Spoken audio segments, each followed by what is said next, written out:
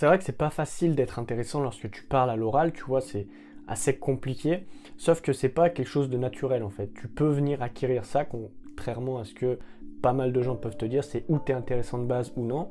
C'est des compétences à acquérir, un peu comme si tu veux pas mal de choses, en fait tout dans la vie. Et donc déjà, le premier point, ça va être de parler de quelque chose qui te passionne. Déjà, quand tu vas parler de quelque chose qui te passionne, c'est quelque chose qui va être en toi, en fait. Tu vas parler plus ou moins avec le cœur, et donc ça va se ressentir. Même au niveau de tes traits du visage, etc., tu vas sentir que tu es vraiment passionné par ça et que tu mets énormément d'énergie là-dedans. Si t'es pas passionné, ça va se ressentir direct, tu auras toujours un ton pareil, tu vois, un ton monocorde, toujours sur le même truc, et tu auras cette faculté de pas réellement donner le désir ou l'intérêt chez la personne.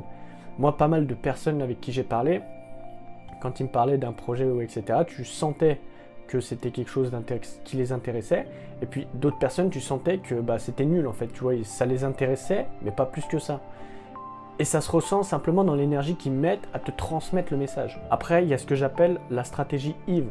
Donc ça va être l'intonation, ça va être la voix, l'expression corporelle et le silence. Si tu gères pas ces choses-là, il y a de fortes chances que tu sois grave ennuyant. Parce que l'intonation, ça va être ton ton, etc. Ça va être mettre l'accent sur pas mal de trucs. Et forcément, tu es plus pris par une personne qui met du ton, des tons différents, qui parle fort, qui parle doucement, etc. Un ton chaud, un ton froid, tout ça. Après, ça va jouer aussi au niveau de ta voix, mais c'est la même chose. Et là-dedans, c'est ce qui te permet de réellement commencer un peu à susciter l'intéressement. Après, tu vas avoir l'expression corporelle, c'est ce qui fait en grande majorité la transmission de ton message. Si tu as zéro expression corporelle, eh ben, les gens, ils vont te sentir un peu comme la voix monocorde, tu vois. Tu vas sentir qu'une personne n'est pas énergétique et ne donne pas de l'énergie à transmettre son message. Si une personne ne donne pas de l'énergie à transmettre son message, forcément, il va être ennuyant. Même s'il y a un truc qui ne t'intéresse pas et que la personne est énergétique, tu vas être pris par ce qu'elle dit, forcément parce que c'est quelque chose d'énergétique et ça t'attire automatiquement. Alors qu'en revanche, une autre personne où tu as déjà dû avoir un prof super ennuyant, qui avait zéro expression corporelle, qui parlait toujours de la même façon, et tu dis ok, ce prof il est nul à chier, tu vois, il est super ennuyant. Et puis après tu as le silence. Contrairement à ce qu'on peut penser, le silence, tu vois, et les gens ils vont dire putain mais faut pas qu'il y ait de silence, faut pas qu'il y ait de blanc, etc. C'est le malaise et tout.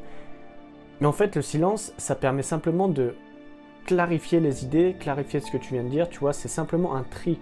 Et si tu laisses des bons silences au bon moment, eh ben ça va venir mettre en ordre dans la tête de ton interlocuteur ce que tu es en train de dire. Et là, forcément, c'est le jackpot, il va comprendre, il va être super pris dans ce que tu dis. Et ça évite que tu lui donnes trop d'infos d'un coup et qu'il soit putain, mais je comprends rien ce qui se passe. Après, il faut maîtriser les métaphores. Plus tu vas faire des métaphores, forcément, plus tu vas arriver à faire comprendre ton message d'une façon différente.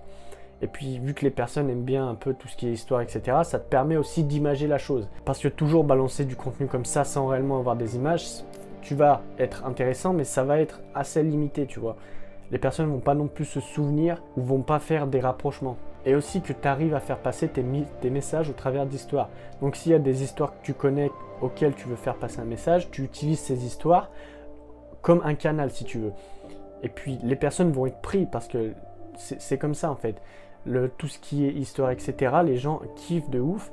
Et donc en utilisant ce canal, tu vas forcément être plus intéressant. Et c'est comme ça que des personnes, même s'ils ont beaucoup de connaissances ou qui disent des trucs pas du tout intéressantes, tu vas être pris là-dedans parce qu'ils utilisent plus ou moins, tu vois, tout ce que je t'ai énoncé là. C'est pas mal de choses que j'ai étudiées, que j'ai découvert au travers des personnes.